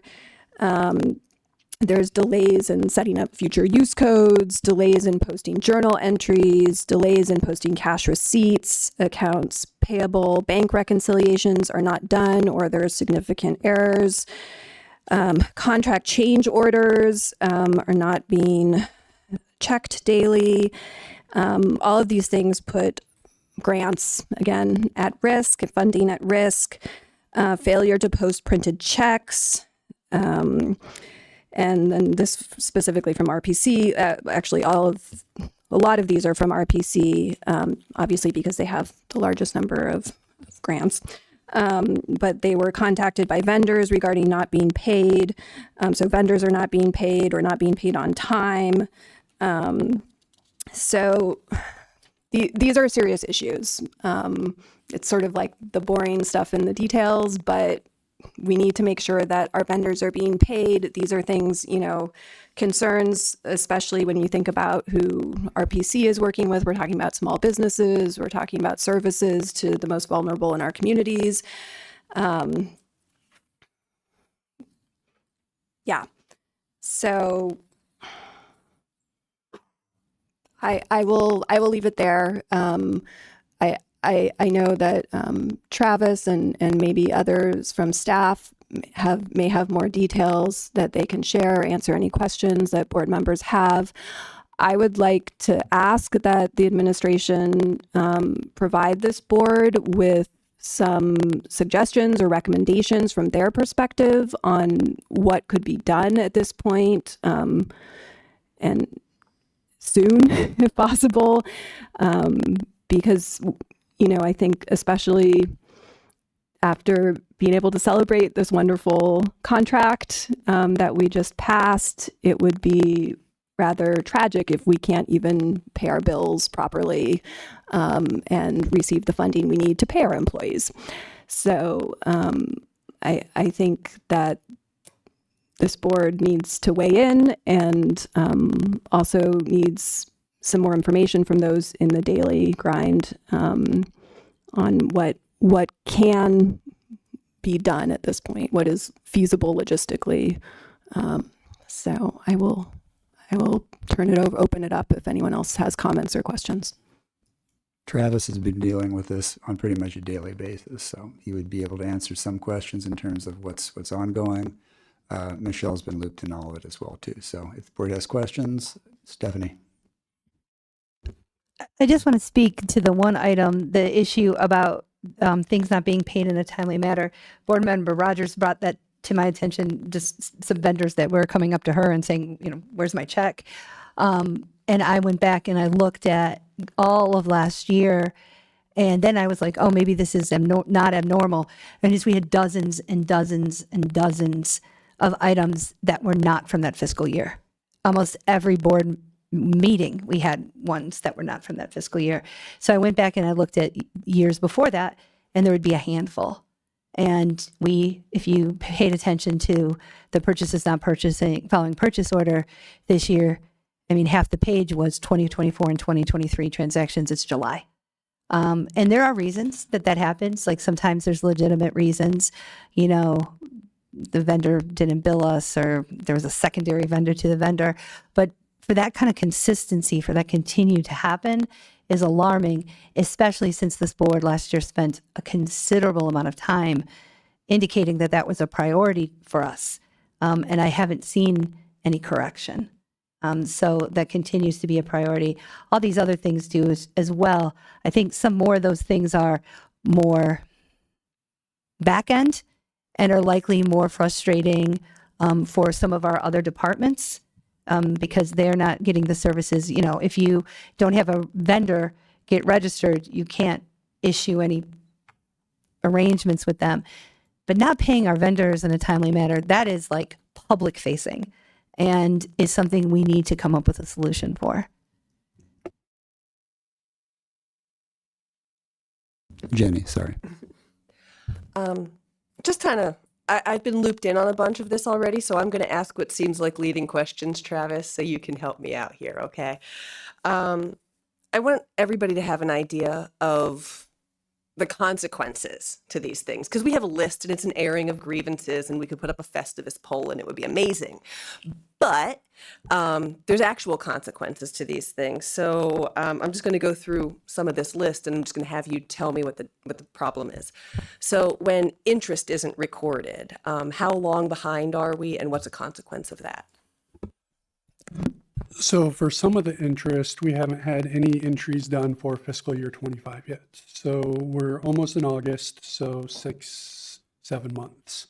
And why would we want it recorded, and what happens when it's not? So, and multiple department heads have been emailing the auditor's office about this for several months now.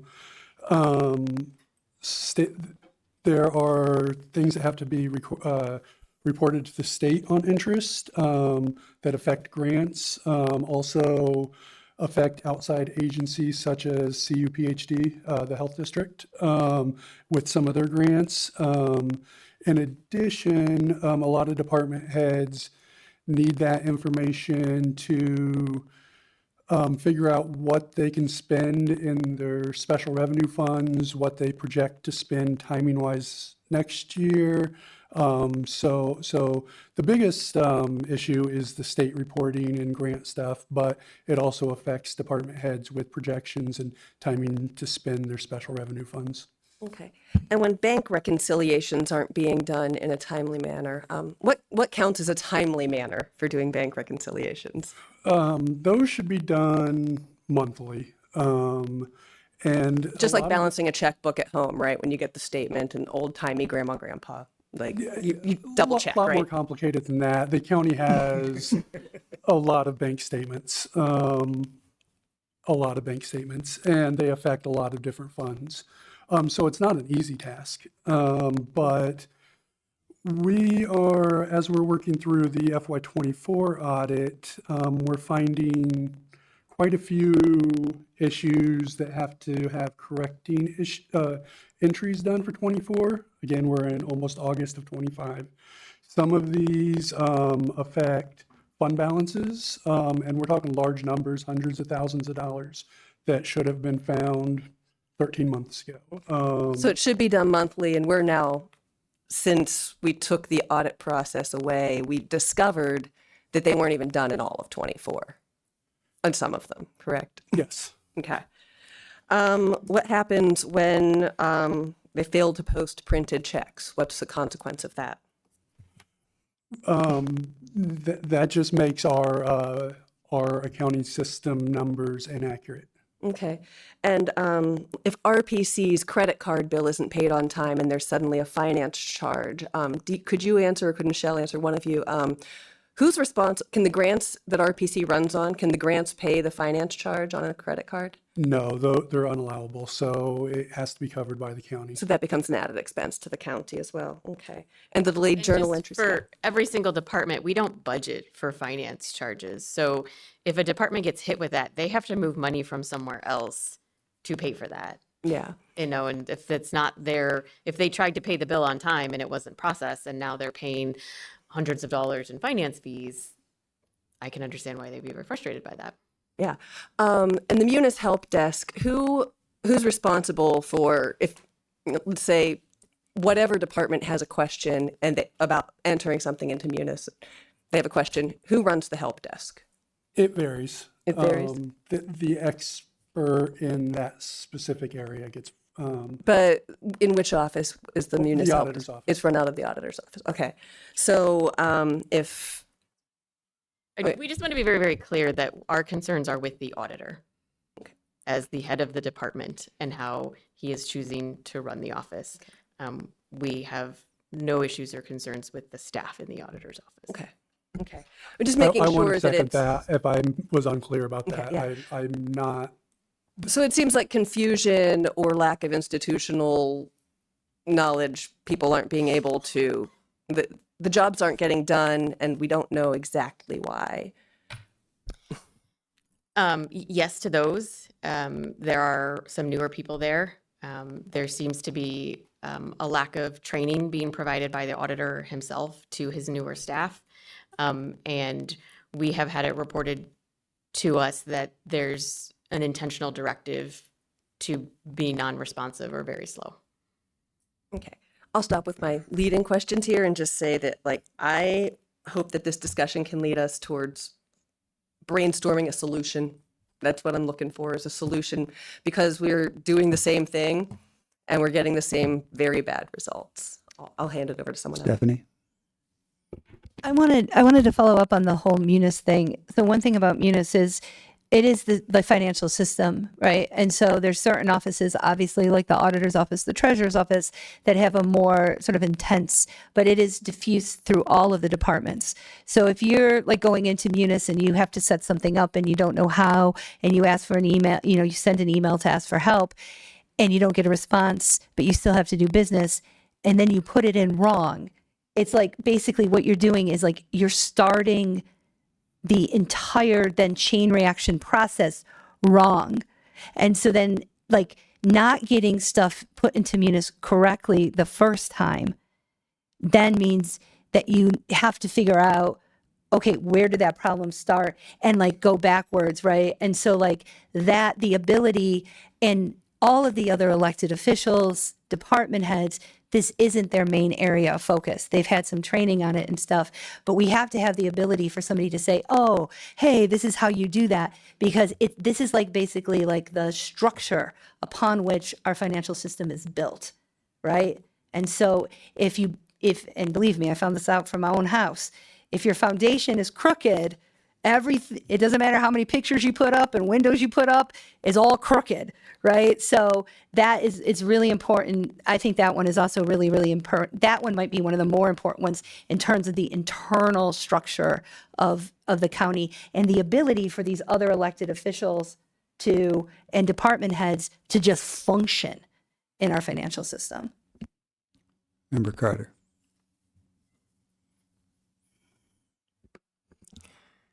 I asked this question at the last meeting, and hopefully you can clarify it, because we then had an ex-board member that came and said the exact same thing that I said. The reconciliations, okay? That has not always been a job of the auditor. Wasn't it a combined effort from the treasurer's office and the auditor at one point? That was a task that was completed by both offices at one point in time. Is that correct? The bank reconciliations? Yes, sir. Yes, I believe in the past. Exactly, because when I stated it, I was told basically that it was a lie, but I knew I've been on the board longer than some other board members. But then Jim Goss came in, he basically piggybacked off of what I said. That was a combined effort with two offices, right? So do we consider that maybe that workload is too much for just the auditor? Because I see we've hired two of his ex-employees, is that correct? We haven't hired, they're consultants right now on a temporary basis to help with the FY24 audit. Right. So I think people out in the community need to know that, just from my experience of observing what's going on, it's so much foolery. That's a lot of the reason why work isn't getting done. We have adults holding grudges, refusing to work with one another, and it's truly sad, because at the end of the day, the county is suffering because of this. So I would hope and pray that at some point that we could come together and work efficiently like we should, and we put all of that baggage and drama that's been in the past, just leave it in the past and move forward. How do we move forward? How do we change those mindsets that we have? Because I've seen so many board members just be downright disrespectful. So how do you work with people when you're constantly being disrespectful to one another? How does that work? Go ahead, Jenny Luction. Well, I would ask, how do you work with somebody when I hear that there's deliberate work slowdowns coming from their office, and it seems like they're trying to torpedo the county? I don't understand where the misunderstanding is coming from when we talk about deliberate slowdown of work in that office, that there is a directive to not get work done. Emily. I don't think we need to, I don't mean to drag this out too much longer or repeat what's been said. I guess I just want to underline, if this really impacted our negotiations, it made it harder to talk through the budget and say what we're seeing is what is reality, because there was such a lag in honest reporting from the auditor's office. It complicates things when you can't look at employees and say, this is what's going on with their budget. They don't trust us when we can't do that. So it's just one aspect that I wanted to add to this. Mr. Briney. So a couple of different thoughts. First off, the auditor's office is unique to all of county government in that if you look at any other government entity, a city or village, 85 other counties here in Illinois, the functions of the auditor's office, accounts payable, things like that, are typically done within some type of an executive office, whether it be a mayor, township supervisor in your larger townships up in the Chicagoland area, things like that. So we have an office that is run by an elected official that is doing really administrative duties. Okay, they're not performing like the county clerk performs duties that are set in law that only a county clerk can do. The county sheriff is doing duties only a county sheriff can do. So it's a unique situation. So I think we need to be looking at the entire flow of how Champaign County works administratively. The process of paying a bill, what hands is it going through until it gets paid? We need to be looking at things like that. We need to be looking and seeing how does daily nuts and bolts government happen? Not the things that people are elected to do. I'm talking about the things that have to be done to pay a light bill at the end of the day. Or, I think we kind of brushed over it on some of these grants. One of the things that's mentioned by RPC in the memo that was shared with a few people from RPC, workforce initiative. That's payments going to people who are out working, learning skills and trades at jobs, getting some additional money through a grant program to help them buy food, pay the light bill, put shoes on their kids as they get ready to go back to school. And we're not right now doing that on a timely basis. And the things that are happening right now in the auditor's office will jeopardize that grant being available here in Champaign County. We cannot let that happen. I think what Ms. Furtado spoke of about the payments from different years, one of the things that happened, it wasn't just things being paid from different years. An entire check run was missed on June 13th. Okay, vendors that were supposed to be paid on June 13th by electronic funds did not get paid, and they had to wait an entire week to get paid. That's unacceptable. It makes the county look really bad with our vendors. We can't do that. Again, small businesses, people, that's electronic funds transfer. They're not even waiting for paper checks. But it just simply did not happen. So I think we need to be looking at the bigger picture of how are these administrative duties handled, and is it best to have it done this way? And we've talked about, we did the vote, the referendum and things like that. I'm not talking about referendum right now. I'm saying, let's look at the statutory duties of the auditor's office and make sure those statutory duties are handled.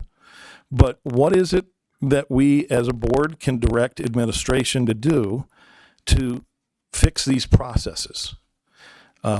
I would like to see if Michelle and Travis, if you could do something for us that lays out the statutory duties of the auditor's office and how they're performing what duties are they performing right now and what is not statutory, so we can see actually, okay, they're doing this, but really they might not be the best place to be doing it.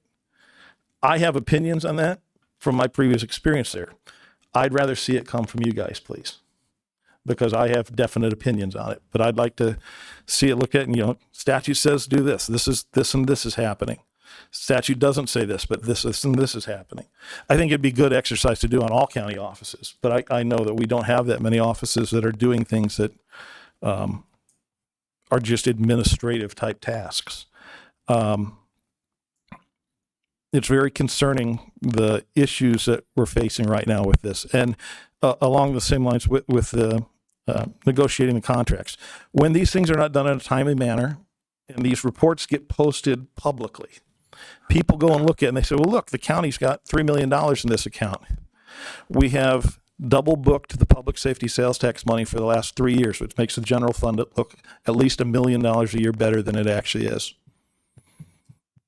They don't fix it until Travis complains enough until they finally fix it at the end of the year. And by then it's too late, because folks like the AFSCME bargaining committee are doing their due diligence and they've got bad information in front of them because the county auditor is not being transparent with accurate information.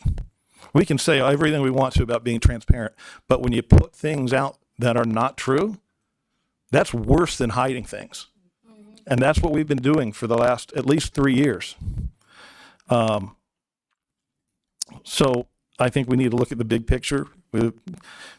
Sometimes you have to blow things up and build it again. Maybe that's the point we're at, because it seems like we spend a lot of time talking about one office. Thank you. Ellie. Along those lines, I think I used the word soon earlier, but if you could give us your proposals by the August cow, I think that would be ideal. Yeah, we'll have something for the cow. Jenny. Does having it at the cow mean that's something that we can vote to take action by the August full board? Because I feel like soon really is imminent. I think that'll be part of our research as to what Member Farney has laid out, and then based on that information, what you could and could not do soon versus later.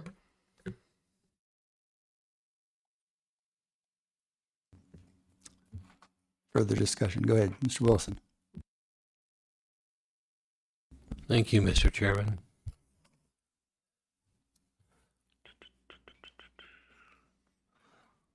First of all, I have no audit experience.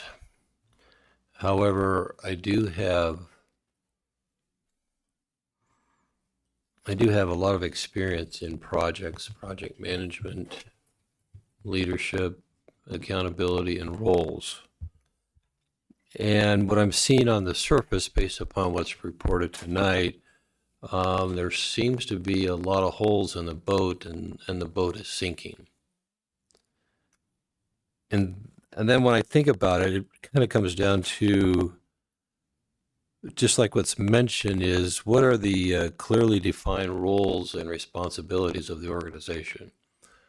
And we have a statute, right? The ILCS says, okay, these are the basic functions of an auditor.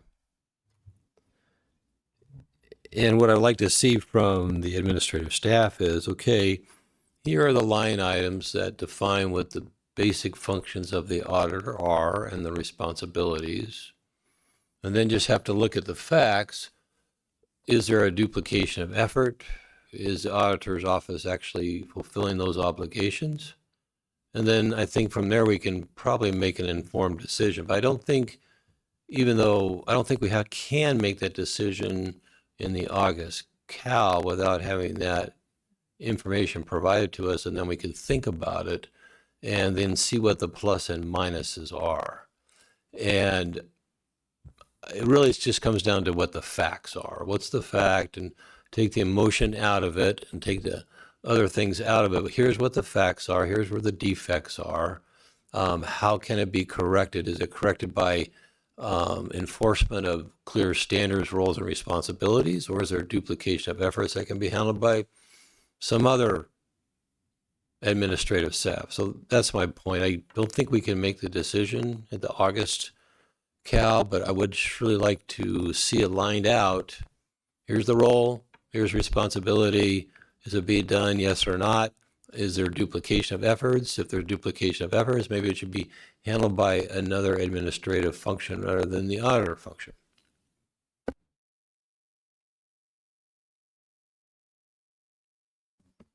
Anyone else? Well, I think we've been given a clear task. We'll work on providing that information. Next would be board communications, but before we go to board communications, I'm deeply disappointed that Member Carter chose to leave early. I wanted to address an issue that came to my attention last week. Member Carter posted a personal attack on Member Farney on her social media account. I believe this is a violation of board policy, and I believe our state's attorney agrees with me on that.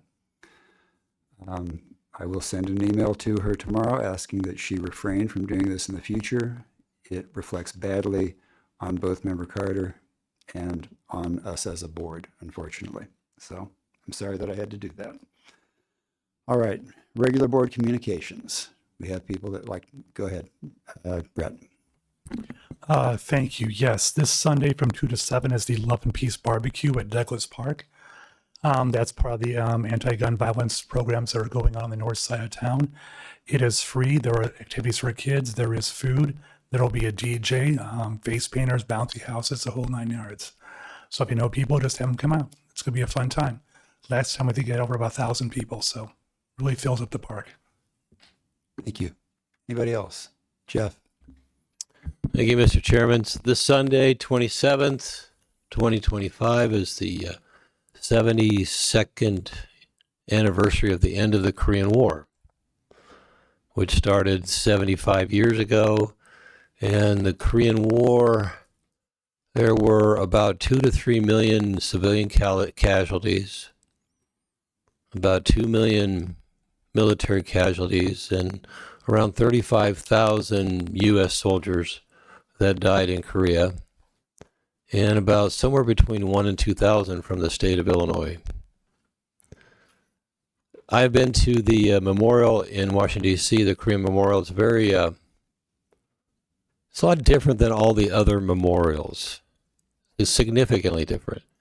And it's kind of a very somber experience. There's a bunch of soldiers out in a field, and looks like they're in their rain-drenched, snow-drenched outfits with almost like a blank stare on their face. And then behind them or beside them is the wall that lists all the names of the individuals that died in the Korean War. I had the privilege of having a long conversation yesterday with a Korean War veteran. He had Korean War veteran on here on his hat. So I always make it a duty, sort of, to always say thank you for your service. And then I like to listen to what their service, what they actually did. And he had been to Korea, fought in the Korean War. And now, if you think about that, 72 years ago when it ended, so this individual's in his mid to late 90s. Mid to late 90s. So I would encourage the community and us here to just remember those that fought and died for liberty. That was the first hot war, first battle of the Cold War. And when you see a service member, especially Korean service member this weekend, say thank you for your service. Thank you. Jenny? I had a meeting with Experience Champaign-Urbana this morning, and they expressed that they are looking for more Champaign Welcome Crew ambassadors. Let folks who know that we're looking for people to welcome the growing number of people moving to Champaign County, particularly those in the LGBTQ community and people who are retired. There's a lot of members of those communities making their way here, so we're looking for folks to make them feel welcome, get to know our community, get to meet people here, and just kind of understand what we're all about. They can visit makeitcu.com, makeitcu.com, if they want to apply to be an ambassador. Thank you. Ellie? I just want to acknowledge that in this day and age of extreme partisan polarization in this country, I kind of want to give all of us a pat on the back because we are extremely bipartisan if you look at how we vote on almost everything in the past year or so. I was just thinking about that and would like to highlight that I think you could probably count the number of votes along party lines on less than one hand. JJ. Monday night, July 28th, from 6 to 7:30 p.m. at the St. Joseph Township Library. There will be a Champaign County firearm safety program with gun locks and biometric gun safes available. This is through our grant that we received, and so I'd like to encourage anyone that is in need of these items or the training on secure storage and the firearms restraining orders to check that out, or go to the gathering that they're going to have there in St. Joe Monday night. And our website for that is champaigncountygunsafety.org. It's a great program. We need to be safe with our firearms. Thank you. Eric. Yeah, thank you for that, John. Thank you for everyone who did work on that grant. That was one of the nicer things we did in the past few years. It's hot out. Jen Straub's not here on the board anymore, but she would tell us that Township, Urbana, Champaign too, could certainly use donations of water for people. If you spend any time in town, you'll know that we have a lot of unhoused people. Can you imagine walking around today with no place to get indoors into air conditioning and no water? So I'm sure they appreciate your donations. The other thing is a lovely new building, lovely new room. We need a big old clock on the wall right there. Big old clock that everyone can see. And appreciate all the work that went into it to get us moved over here. And hopefully we do it justice and maybe get the carpet a little dirtier so it's not quite so busy. I will work on the clock, but that's a movable wall, so I don't think I can put it up there. But I'll work on the clock at some location. All right. I'm watching everybody do this more than usual. Anyone else with communications? Seeing none, as we have no further business, we are adjourned.